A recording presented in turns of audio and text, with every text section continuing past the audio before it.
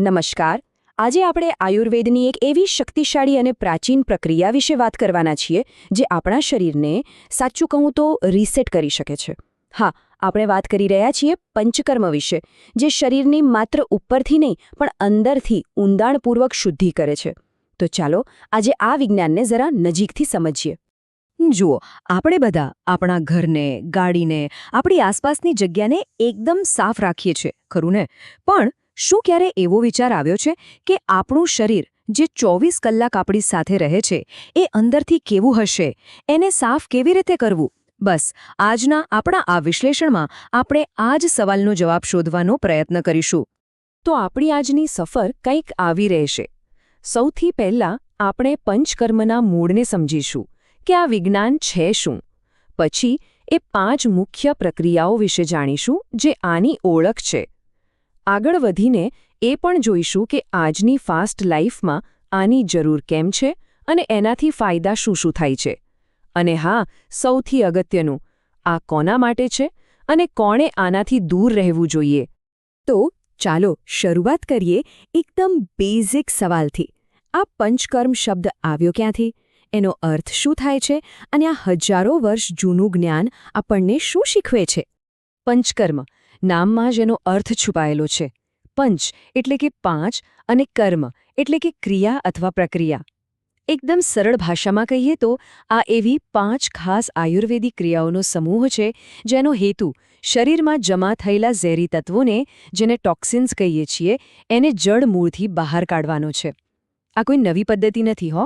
આનું વર્ણન તો ચરક સંહિતા જેવા હજારો વર્ષ જૂના ગ્રંથોમાં પણ મળે છે.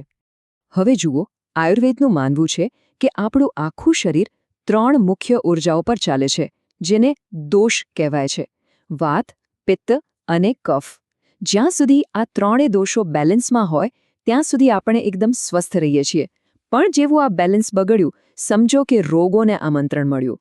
પંચકર્મનું મુખ્ય કામ જ આ બગડેલા બેલેન્સને પાછો ઠીક કરવાનું છે. તો હવે વાત કરીએ પંચકર્મના હાર્ટની, એટલે કે પેલી 5 પ્રક્રિયાઓની. આ એ 5 સ્ટેપ્સ છે જે શરીરની એવી ઊંડાણપૂર્વક સફાઈ કરે છે જે સામાન્ય રીતે શક્ય નથી. પહેલું છે વમન. આમાં ઔષધિઓ આપીને શરીરમાંથી વધારાનો કફ બહાર કાઢવામાં આવે છે. ખાસ કરીને શ્વસનતંત્રની સમસ્યાઓમાં આ બહુ જ ફાયદાકારક છે. બીજું છે વિરેચન. આ પિત્ત દોષને શાંત કરવા માટેની પ્રક્રિયા છે જે પાચનતંત્રને સાફ કરે છે. ત્રીજું અને બહુ જ મહત્વનું, બસ્તી.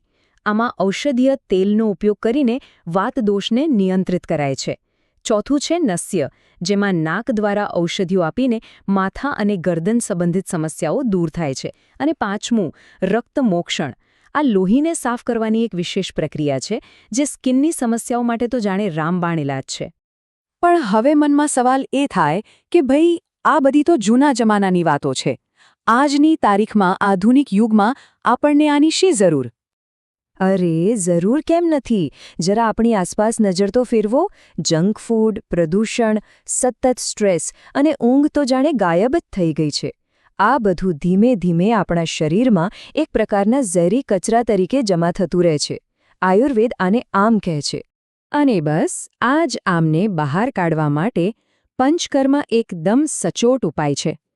સાચું કહું તો આ આપણા શરીર માટે એક ડીપ ક્લીનિંગ સર્વિસ જેવું છે, જે વર્ષોથી ખૂણે ખાંચરે જમા થયેલા કચરાને શોધીને બહાર કાઢે છે. સારું, તો સફાઈ તો થઈ ગઈ, પણ આ ડીપ ક્લીનિંગ પછી ખરેખર શરીરમાં અને મનમાં શું બદલાવ આવે છે? ચાલો હવે એના ફાયદા ઉપર એક નજર કરીએ. જુઓ, ફાયદાઓની યાદી તો લાંબી છે. શરીર અંદરથી સાફ થાય એટલે પાચન શક્તિ મજબૂત બને છે. એના કારણે ત્વચા પર કુદરતી ગ્લો આવે છે. વજન કંટ્રોલ કરવામાં પણ મદદ મળે છે. અને આ તો થઈ શારીરિક વાત. માનસિક રીતે પણ એકદમ હળવાશ અને શાંતિનો અનુભવ થાય છે. સ્ટ્રેસ ઘટે છે અને શરીરની રોગો સામે લડવાની શક્તિ, એટલે કે ઇમ્યુનિટી, બૂસ્ટ થાય છે. હવે આટલા બધા ફાયદાઓ સાંભળીને એમ થાય કે ચાલો આપણે પણ કરાવી લઈએ. પણ ઊભા રહો, પંચકર્મ દરેક વ્યક્તિ માટે યોગ્ય નથી. એટલે એ જાણવું ખૂબ જ જરૂરી છે કે આ કોના માટે છે અને કોણે સાવધાની રાખવી જોઈએ. સામાન્ય રીતે જે લોકોને લાંબા સમયથી સ્કિનની કોઈ સમસ્યા હોય, સાંધાનો દુખાવો રહેતો હોય, પાચન સંબંધિત તકલીફો હોય કે પછી કારણ વગર સતત થાક લાગતો હોય, એમના માટે પંચકર્મ વરદાનરૂપ સાબિત થઈ શકે છે. પણ ગર્ભવતી મહિલાઓ, જે લોકો શારીરિક રીતે ખૂબ જ નબળા હોય અથવા જેમની હમણાં જ કોઈ સર્જરી થઈ હોય, તેમણે આ પ્રક્રિયા બિલકુલ ન કરવી જોઈએ. અને હા, એક વાત ગાંઠ બાંધી લેજો. પંચકર્મ કોઈ ઘરેલું ઉપચાર કે DIY ટ્રીટમેન્ટ નથી. આ એક અત્યંત ગહન અને વૈજ્ઞાનિક પ્રક્રિયા છે, જે હંમેશા કોઈ નિષ્ણાત આયુર્વેદિક ડૉક્ટરની દેખરેખ હેઠળ જ થવી જોઈએ. એમાં જાતે કોઈ પ્રયોગ કરવાનો વિચાર પણ ન કરાય. અંતે બસ એક વિચાર સાથે તમને છોડી જવા માંગુ છું. આપણે આપણું ઘર રોજ સાફ કરીએ છીએ, ગાડીને સર્વિસ કરાવીએ છીએ, આસપાસની દરેક વસ્તુને સ્વચ્છ રાખવાનો પ્રયત્ન કરીએ છીએ. તો શું હવે એ સમય નથી આવી ગયો કે આપણે આપણા શરીર, જે આપણું સૌથી પહેલું અને સાચું ઘર છે, એના આંતરિક જગતને, એની અંદરની દુનિયાને પણ શુદ્ધ કરવા પર ધ્યાન આપીએ? વિચારજો.